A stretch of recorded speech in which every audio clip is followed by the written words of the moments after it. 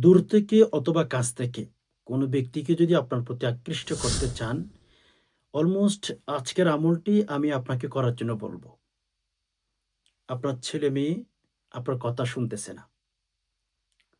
আপনার স্ত্রী আপনার কথা শুনতেছে না। আপনার স্বামী কথা শুনতেছে না। অ্যান্ড আপনার আপনার বস যে জায়গায় যে অফিসে আপনি চাকরি করেন, বসকে আপনার প্রতি আকৃষ্ট করতে চান। আপনার স্বামী প্রবাসে থাকে। আপনার স্ত্রী প্রবাসে থাকে। যেখানে থাকুক না কেন, আজকের আমলটি আমি আপনাকে বলব একটু হলেও ট্রাই করে দেখুন। কারণ এই আমলটি করে অনেক ভাই-বোন তাদের প্রিয় মানুষটাকে কাছে পেয়ে গেছে। তাদের কাছাকাছি পেয়ে গেছে। এজন্য আপনিও যদি আপনার প্রিয় মানুষটাকে কাছে আনতে চান, কাছে পেতে চান, তাহলে আপনাকে বলছি, আজকের আমলটি এখনই শিখে ফেলুন।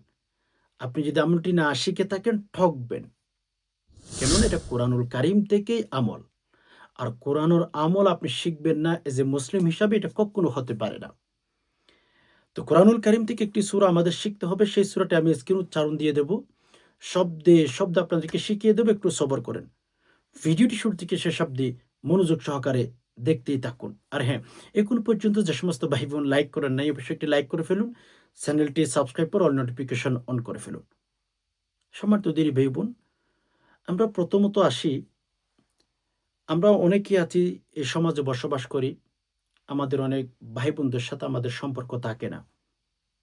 আমার স্বামীর সাথে, আমার স্ত্রীর সাথে, আমার সন্তানের সাথে ভালো একটা কানেক্টিভিটি থাকে না। যে কানেক্টিভিটিটা রব্বুল আলামিন দিয়েছিলেন। আমি আমলটা একটু পরে বলছি।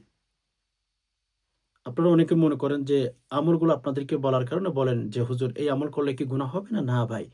এগুলো কোরআন থেকে আমল। এগুলো কোনো জাদু-টোনা কুফরি কালাম না যে আপনার গুনাহ হবে, আপনার ভয় পেতে হবে, নেভার। প্রশ্নই আসে না। এটা কক্ষনো হতে পারে না। তো যাই হোক, যেটা আপনাদেরকে বলতে চেয়েছিলাম, এই যে আমাদের সম্পর্কটা ছেলে-মেয়ে, মা-বাবার সাথে সম্পর্ক, মা-বাবা ছেলে-মেয়ের সাথে সম্পর্ক, যে একটা কানেক্টিভিটি, যে একটা আত্মীয়তার বন্ধন, মেরে দোস্ত, এই বন্ধনটা রব্বুল আলামিন কেন দিয়েছেন? কে দিয়েছেন? এই যে ছেলে-মেয়ের সাথে মা-বাবার সম্পর্ক, আবার ছেলে-মেয়ে, মা-বাবার যে একটা সন্তানের সম্পর্কটা, এটা কে দিয়েছে? আপনি নাকি আল্লাহ? দেখেন, স্বামী-স্ত্রীর সম্পর্ক কেমন এটা রব্বুল আলামিন কোরআনুল কারীমের ভেতরে রব্বুল আলামিন স্পষ্ট কোট করেছেন। হুন্না লিবাসুল লাকুম ওয়া আনতুম লিবাসুল লাহুন। এই যে, যে একটা তাআল্লুক, যে একটা আত্মীয়তার বন্ধন, যে একটা সম্পর্ক, এটা আল্লাহ পাক রব্বুল আলামিন দিয়েছেন। এটা ধরে রাখা, এটা টিকিয়ে রাখা আপনার দায়িত্ব, আমার দায়িত্ব। এজন্য আমরা কোরআন থেকে আমল করতে পারি। আমার মা যেন আমার প্রতি আকৃষ্ট থাকে, আমার স্বামী যেন আমার প্রতি আকৃষ্ট থাকে, আমার স্ত্রী যেন আমার প্রতি আকৃষ্ট থাকে। এজন্য কোরআন থেকে আমল করলে কোনো গুনাহ হবে না। কোরআনুল কারীমের আয়াত রব্বুল আলামিন স্পষ্টভাবে কোট করে দিয়েছেন, وَنُنَزِّلُ مِنَ الْقُرْآنِ মা হুয়া শিফাউম ওয়া রাহমাতুল লিল মুমিনিন।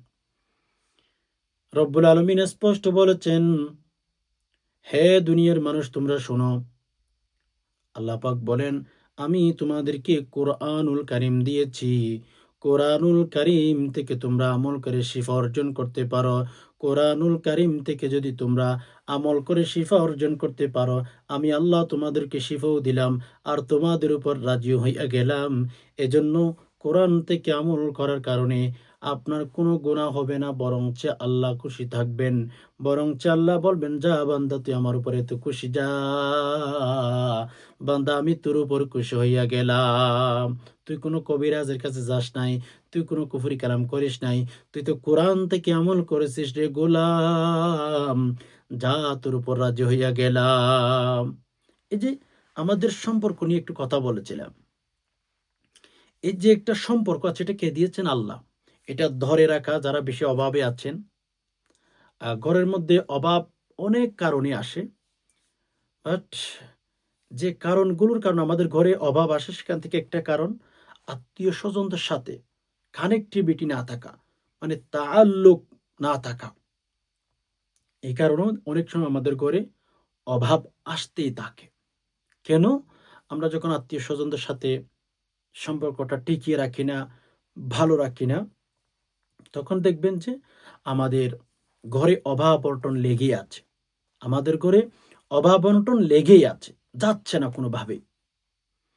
এজন্য সম্মানিত দিনী ভাই-বোন, অভাব আসার কারণের ভেতরে একটা কারণ কি বললাম? আমরা যে আত্মীয়-স্বজনদের সাথে যে একটা সম্পর্ক এটা ধরে রাখি না, এজন্য আমাদের ঘরে অভাব আসে। তো এটা ভাঙ্গা অনেক বড় কঠিন। যেমন আমাদের সমাজ এখন বর্তমান ডিভোর্স হয়ে যাচ্ছে। স্বামী স্ত্রীকে ডিভোর্স দেয়, স্ত্রী স্বামীকে ডিভোর্স দেয়। এই যে ডিভোর্স আর ডিভোর্স এগুলো কেন হয় জানেন? এই যে আমরা যে হুট করে একটা সম্পর্ক ভেঙে ফেলি এটা ঠিক না। ইসলাম ধর্মের ভেতরে আপনি শুধুমাত্র কেবলমাত্র পাবেন সম্পর্কটা যেন গভীর হয়, ভালোবাসাটা যেন গভীর হয়। এই কথাটা বারবার রব্বুল আলামিন আমাদেরকে বলেছেন। নবী আলাইহিস সালাতু ওয়াসালাম বারবার বলেছেন, সম্পর্ক ভাঙার কথা আপনি কোথাও দেখাইতে পারবেন না। মুসলমান কুল্লু মুসলিম আখুল মুসলিম। মদিনাওয়ালা নবী স্পষ্ট বলে দিয়েছেন, মুসলমানের ভাই। এই যে সম্পর্ক তাআল্লুক কানেক্টিভিটি এটা আল্লাহ দিয়েছেন রসুলের মাধ্যমে। এটা ভাঙ্গা কিন্তু অনেক কঠিন, অনেক বড় গুনাহের কাজ। মদিনাওয়ালা নবী বলেন, লা ইয়াদখুলুল জান্নাতা কাতি'। নবীজি বলেন, যারা আত্মীয়-স্বজনদের সম্পর্কটা বিচ্ছিন্ন করে ফেলে, যারা আত্মীয়-স্বজনের সম্পর্কটা বিচ্ছিন্ন করে ফেলে, তারা কোনোদিন জান্নাতে যেতে পারবে না। তাদের জন্য আল্লাহ পাক রব্বুল আলামিন জান্নাত নিষিদ্ধ করে দিয়েছেন। আল্লাহ পাক জান্নাত নিষিদ্ধ করে দিয়েছেন। তো এবার আপনি আমি চিন্তা যদি করি সহজে আমরা বুঝতে পারবো। কি বুঝতে পারবো? যে আল্লাহ পাক রব্বুল আলামিন আমাদেরকে এত কিছু এত সহজ আমল আল্লাহ আমাদেরকে দিয়েছেন, যেগুলোর মাধ্যমে আমরা আত্মীয়-স্বজনদের সম্পর্কগুলোকে টিকিয়ে রাখতে পারি। এমন কিছু আমল শিখিয়ে দিয়েছেন, যেগুলো করলে আমার প্রিয় মানুষটা আমাকে বেশি পছন্দ করবে। আমার আপন মানুষটা আমাকে পছন্দ করবে। এগুলো অনেক আমল আছে এরকম। অনেক আমল আছে। ওকে? এজন্য আমরা চাইলে সেগুলোকে ফলো করতে পারি। সেগুলো আমরা নিয়মিত আমল করতে পারি। ইনশাআল্লাহ ঠকবো না। অনেক বেশি আমরা জিতে যাব।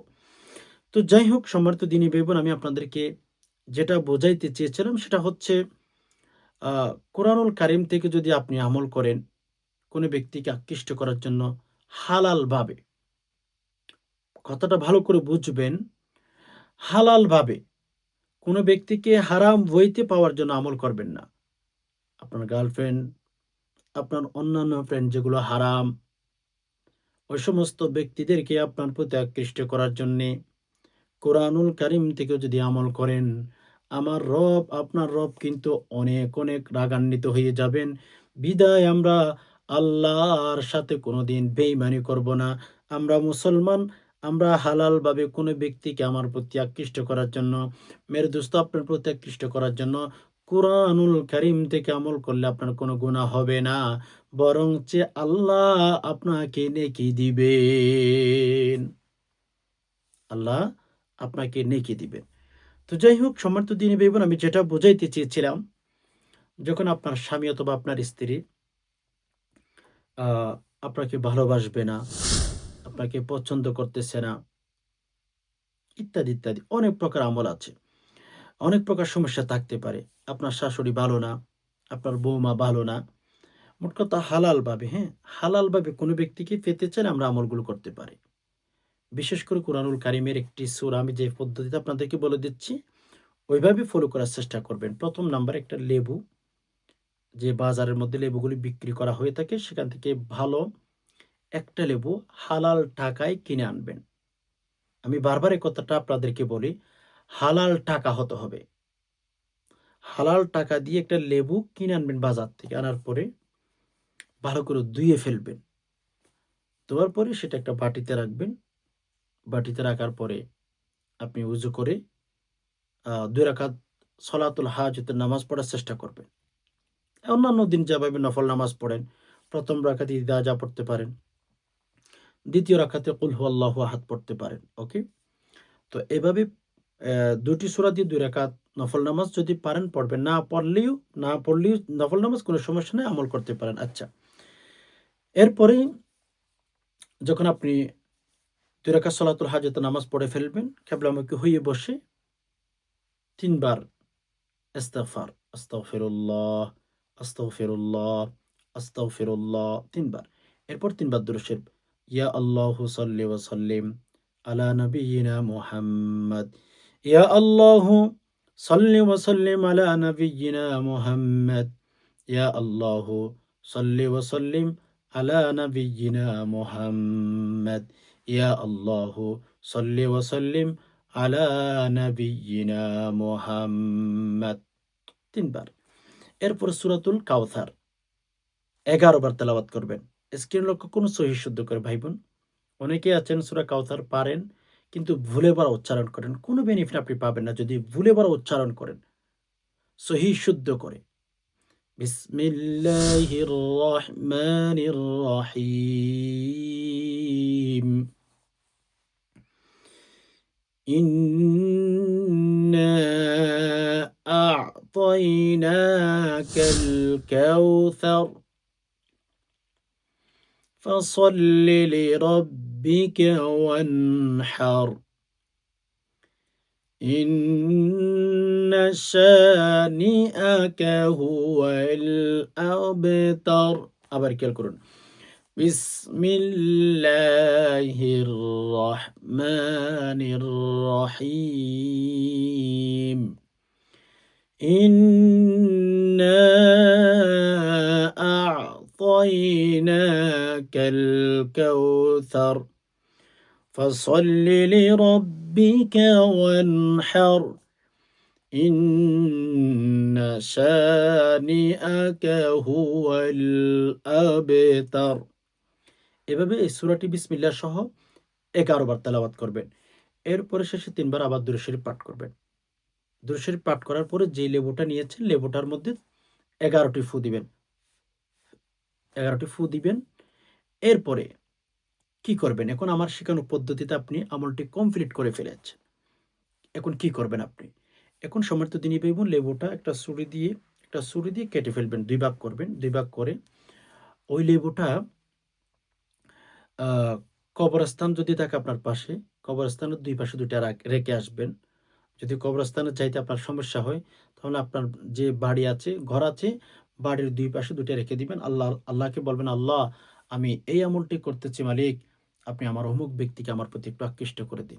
যাকে আকৃষ্ট করতে চান তার নাম, তার মা-বাবার নাম নিয়ত করে লেবু কবরস্থানের ডান পাশে একটা রাখবেন, বাম পাশে একটা রাখবেন। অথবা আপনার ঘরের ডান পাশে একটা রাখবেন, বাম পাশে একটা রাখবেন। এভাবে ইনশাআল্লাহ আমলটি করে দেখুন অতি সন্নিকটে ইনশাআল্লাহ আপনার কাছাকাছি চলে আসবে। অতি তাড়াতাড়ি পাগল হয়ে যাবে ইনশাআল্লাহ। দূর থেকে হোক, কাছ থেকে হোক। আশা করি বিষয়টি বুঝতে পেরেছেন। রব্বুল আলামিনের কাছে দোয়া করি আল্লাহ যে সমস্ত ভাই-বোনদের প্রিয় মানুষটা দূরে চলে গেছে আল্লাহ সবাইকে কাছে এনে দিন। আল্লাহ হালালভাবে হালাল ভালোবাসা আমাদের অন্তরের ভেতর আল্লাহ বেশি করে দিন। আমিন। আল্লাহ যে সমস্ত ভাই-বোন ভিডিওটি দেখেছেন আল্লাহ প্রত্যেকের মনের আশাগুলো পূরণ করে দিন। আমিন। সুবহানা রাব্বিকা রাব্বিল ইজ্জাতি আম্মা ইয়াসিফুন ওয়া সালামুন আলাল মুরসালিন ওয়ালহামদুলিল্লাহি রাব্বিল আলামিন। ওয়াসসালামু আলাইকুম ওয়া রাহমাতুল্লাহি ওয়া বারাকাতুহু।